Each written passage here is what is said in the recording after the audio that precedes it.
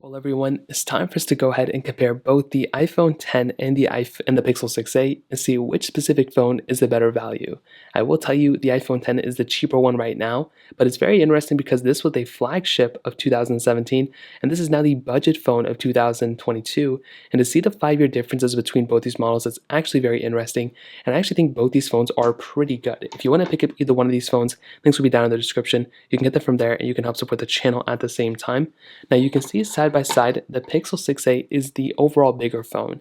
The iPhone 10 on the front had a 5.8-inch Super Retina OLED display, and I would say it was a really good panel when it first came out. Since then, we've gotten 120Hz displays and a whole bunch of displays like we have on the Pixel 6a, but this is still a pretty decent panel for the most part, and I think for this day and age, it's not super outdated, and especially when you look at the iPhone 13s and the 14s that are rumored, they're supposed to be in the same type of realm too, so it's not really like a super outdated looking phone in my opinion.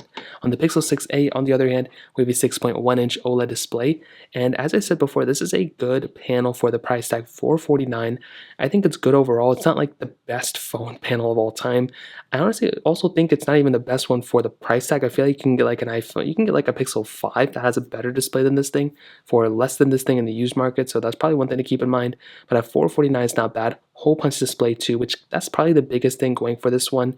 I will say the panel though overall looks better on the iPhone 10, and it's crazy because this is a 5-year-old screen, and for this thing to still look as good as it does, it's actually pretty insane to me, to be honest. Now, in terms of thickness and thickness, we have a little bit of a different layout as well. You can see that the Pixel 6a is a little bit thicker, but we do have this aluminum chassis on the iPhone 10, which just looks so good and it still feels very premium. However, with the Pixel 6a, that type of design, it still also looks very premium, and then it does not feel cheap at all either. So that is a big thing to keep in mind. On the back, we have glass backs on both, dual camera setups on both as well. Weird thing though is that the iPhone 10 has wireless charging, but the Pixel 6a does not have any wireless charging, which is very strange. For a phone like the Pixel 6a that just came out, especially with like this glass back thing, I feel like this phone could have been supported with it. It wasn't. Not a big deal, but it is definitely one of those things to keep in mind, in my opinion. So that kind of covers it up on the outside. Both have IP certification as well, which is really, really cool. Now the big difference here, in my opinion, is actually with software support. So the iPhone 10 and the Pixels, Pixels and iPhones, they're really good. They get support for a long period of time, and they're both stock software. Now, because the iPhone 10 is kind of an old phone now, it lasted a long time, but it's probably not going to be lasting that much longer. So what that means is basically you can get this phone. It's still going to be here. It's not going anywhere anytime soon, but probably for the next 1.5 to 2 years, you may see that this phone may end up getting unsupported with software with iOS. I will also add that Apple has been kind of limiting the features on iOS, especially on iOS 16, and you may not get the full experience. It's still the same thing. You're still getting unsending messages and stuff, but you're going to be getting probably a longer lasting phone from something like the Google Pixel 6a right now. Now, I still think iPhones versus Pixels, iPhones last longer if you get them the same year, but these did not come out the same year, so definitely keep that in mind. With the Pixel 6a, this is going to be a phone that's going to be supported for a little bit longer than the iPhone 10, probably another year or two on top of the iPhone 10 support. I would say this thing, 3 years of OS updates as far as I know, so this is not going anywhere anytime soon, and this is still a very good phone in terms of software. So that kind of covers it up there as well. Now let's go and do a speed comparison between both these phones. The Pixel 6a has that Google Tensor chipset inside of it with 6 gigabytes of RAM, where the iPhone 10 has that Apple A11 Bionic chip inside of it with 3 gigabytes of RAM. So let's go and see which one is the faster one between both of these. Okay, there we go. All the apps are cleared out in the background, as you guys can tell. So let's get into it. Let's do phone calls, 3, 2, 1. And that one kind of covered that one up. Let's go ahead and do their Play Stores and App Stores, 3, 2, 1. Okay, definitely Pixels and just Androids in general load up the app stores super fast. I never really understood that. Now, one thing I do want to add, I still feel like the iPhone 10's display is a little bit, I thought that was my video for a second. I feel like the iPhone 10's display is still kind of smoother. It's just a very smooth panel for being a 5-year-old phone. Both phones kind of did a good job there. Let's go and take a photo, and let's go and load into this photo. It did take a long time to take the photo on the iPhone 10 though. That's one thing to keep in mind. Opening up the photo, you can kind of see it was a little bit of a faster experience on the Pixel 6a as well. Getting into some of these other applications we have on both. There's not really too many similar apps that we have them. Let's do Facebook, 3, 2, 1. Okay, definitely you can see the Pixel 6a to get into the splash screen itself was faster on the Pixel 6a. Twitter, 3, 2, 1. Kind of the same thing, not really that big of a difference in my opinion. So Temple Run 2, 3, 2, 1. Now, this is a little bit of a bigger game. It's not even that big of a game, but it is a bigger game overall, so keep that in mind. I didn't even have to say that, to be honest. Now, they both were on the downloaded content panel, but the Pixel 6a did end up going through that for the most part. So again, that's kind of another thing to keep in mind. You're probably going to be getting the overall faster phone, in my opinion, as you can tell on the Pixel 6a. And the iPhone 10 is kind of coming in exactly where I would expect it to be. To be honest, it's not really shocking me, to be honest. Snapchat 321. Okay, Pixel 6a again is the faster one. Let's do Snake versus Blocks. 3, 2, 1.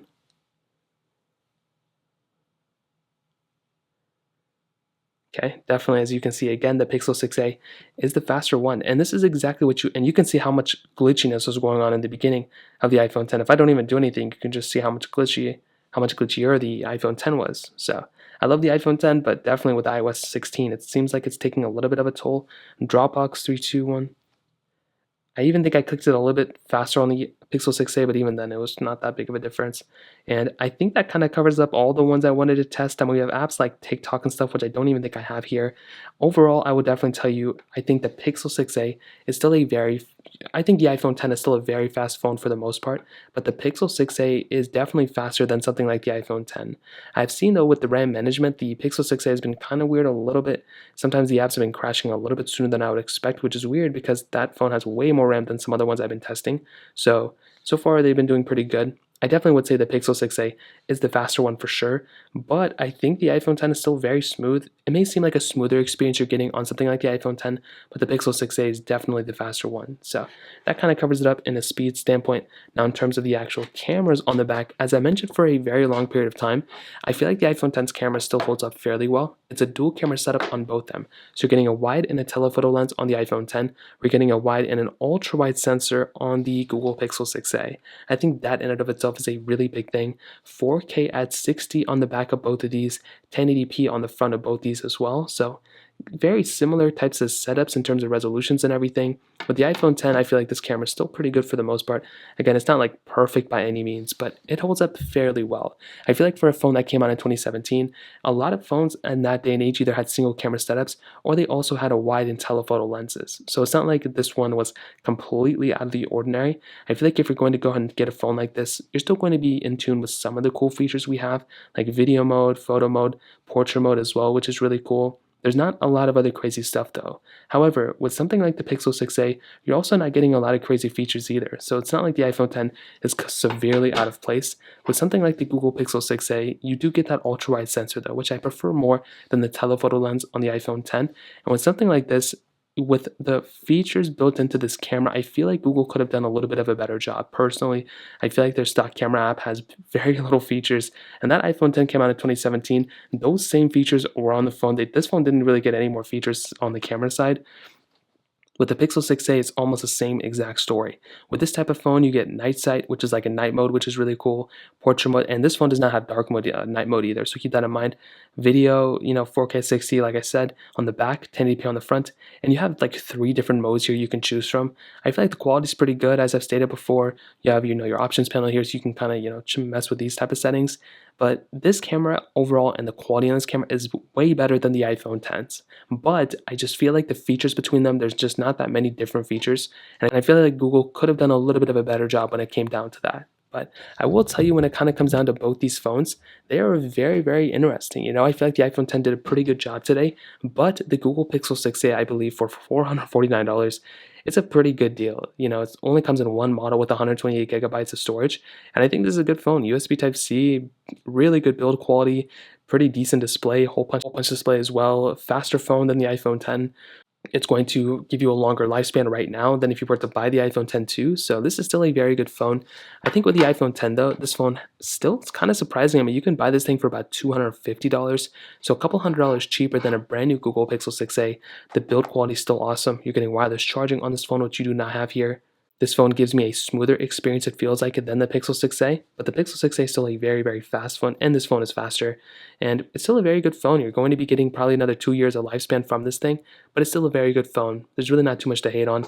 I'd probably say the Pixel 6a is the better phone I would recommend, but the iPhone 10 is still a very good phone as well for the most part. So that kind of covers it up. If you have any other thoughts or questions, please let me know in the comment section below. Hit the like button, that would mean so much, but definitely hit that subscribe button. More importantly than everything else, I love every single one of you guys. Hopefully I'll catch you guys in the next video. Peace out till then.